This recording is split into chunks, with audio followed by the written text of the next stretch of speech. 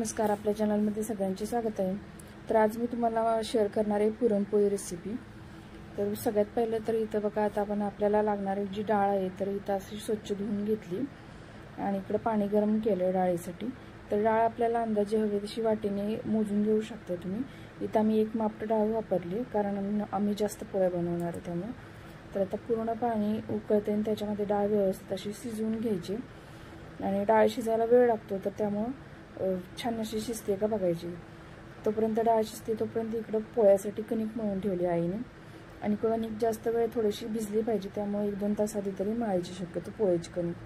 तर आता व्यवस्थित डाळ छान शिजली आणि अशी इथं पाण्यामध्ये त्याच्यातलं डाळीतलं पाणी जे आहे ते पूर्ण निथळून काढायचं आणि नंतर ती डाळ आहे ती परत पातेल्यामध्ये ओतून घ्यायची।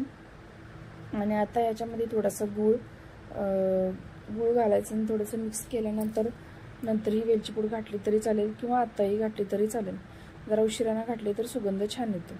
तर आता डाळीतलं पूर्ण पाणी आटल्यानंतर याच्यामध्ये गूळ आणि वेलची पूड घालून घ्यायचं आणि एकदम छान मिक्स करून घ्यायचं, म्हणजे याचं पुरण छान बनतं।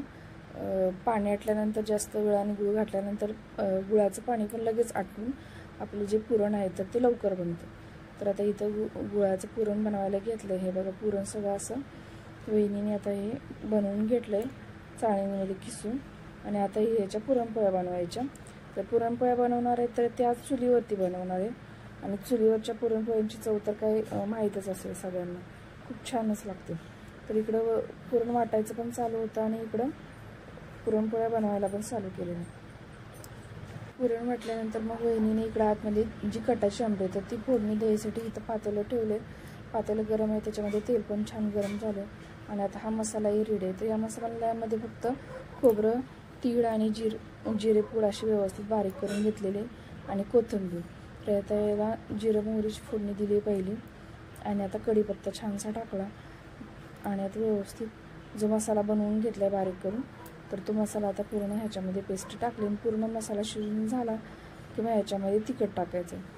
तर जास्त काही अवघड नाही आहे पुरणपोळ्याचा स्वयंपाक, म्हणजे फक्त आमटीपर्यंत तर सगळ्यांना जमतो, पण जी मेन पोळी जी लाटायची आहे तर तीच आपल्याला जमत नाही कधी कधी। मलाही नीट एवढी जमत नाही, आईला तर खूप छान जमते। आणि काही ठिकाणी ज्या पुरणपोळ्या आहेत तर त्या पिठामध्ये लाटल्या जातात, पण आमच्या इकडे अशा पिठामध्ये लाटत नाही, पुरणपोळी तेलावरतीच लाटतात। तर पहिली आधी इकडं आमटी छानशी अशी उकळायला ठेवणार आणि मग बाहेर लगेच, म्हणजे दोन्हीकडे चालू होतं, गॅसवरती आतमध्ये इकडं आमटी चालू होती आणि बाहेर आई पुरणपोळी बनवत होती। तर ते जे पाणी आपण गाळून घेतलेलं होतं डाळीचं तर तेच पाणी आमटीसाठी वापरायचं। आता आपल्या आमटीची फोडणी झालेली आहे, छान आमटी पण तयार आहे आणि व्यवस्थित आमटी एक 5 मिनिट कळकळून अशी छान उकळी येऊन द्यायची। आता याच्यामध्ये अंदाजानुसार थोडंसं मीठ घालायचं आणि छान उकळवायला ठेवून द्यायची आणि पूर्ण उकळल्यानंतर थोडीशी कोथिंबीर ॲड करू शकतो आपण। ह्याच्यामध्ये आम्ही थोडीशी कोथिंबीर आधीच टाकतो। तर आता आमटी झाली आपली, आता पुरणपोळ्या बनवायच्या कशा ते बघा।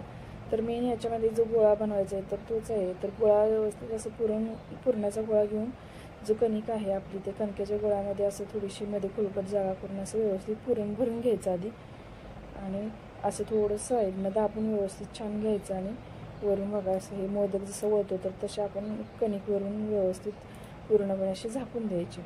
तर मेन कसं ह्याच्यामध्ये हेच असतं, व्यवस्थित गोळा आपला झाला पुरणाचा की मग लाटताना काही जास्त त्रास होत नाही। आणि लाटताना पण कसं असतं, एकदम जास्त लाटायचं नसतं। तर गावाकडे असं मी मगाशीच सांगितलं, आमच्या इकडे फक्त तेलावरच्याच पोळ्या करतात, ह्याच्यामध्ये पीठ कुठलंही म्हणजे कसंच वापरत नाही। तर आता व्यवस्थित वरून तेल लावून घ्यायचं आणि आपण जे लाटणार आहे लाटण्यात तर त्यालाही व्यवस्थित असं तेल लावून घ्यायचं आणि एकदम असं वरतून एकदम नाजूक असं हे बघा, जास्त प्रेस न करता असं एकदम वरचेवर थोडंसं असं हे करून घ्यायचं। पोळी सुरुवातीला पण आपण हे जो म्हणजे पोळी लाटणार आहे तर तो गोळा जास्त फिरवायची नाही, म्हणजे उलट पलटा जास्त वेळ असं करायचं नाही। शक्यतो 1 ते 2च वेळ फक्त हे पलटवतात, नाही तर मग फुटण्याची शक्यता असते। त्यामुळे 1 ते 2 वेळ असं छोटं नाजूक असं पलटून घ्यायचं आणि तीच पोळी नंतर जे आपलं हे पोळपाट आहे तर ते फिरवत व्यवस्थित अशी पूर्ण पातळ करायचं आणि जे पुरण जे आहे तर ते असं व्यवस्थित कडेला घेऊन यायचं। तर छान अशी आता पुरणपोळी आपली लाटून झालेली आहे।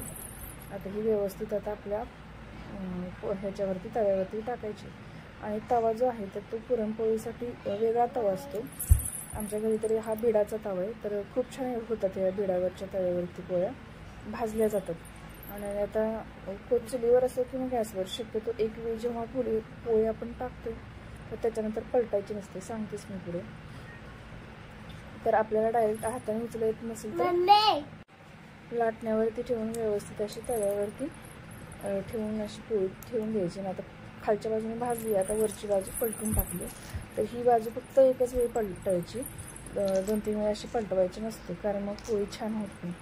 आणि एकदम नाजूक अशा छान छान पोळ्या आता आईने बनवल्यात आणि खूप छान कटाची आमटी पण झाली आणि पुरणपोळी पण झाली. तर आता संक्रांत येते, संक्रांतीनिमित्त यांनी शक्यतो सगळ्यांना बनवावेच लागतात पुरणपोळ्या. तर तुम्हाला नक्की मदत होईल. जर तुम्हाला हा व्हिडिओ आवडला तर नक्की लाईक करा, नवीन असाल तर प्लीज चॅनलला सबस्क्राईब करा. भेटू पुढच्या व्हिडिओमध्ये, तोपर्यंत बाय.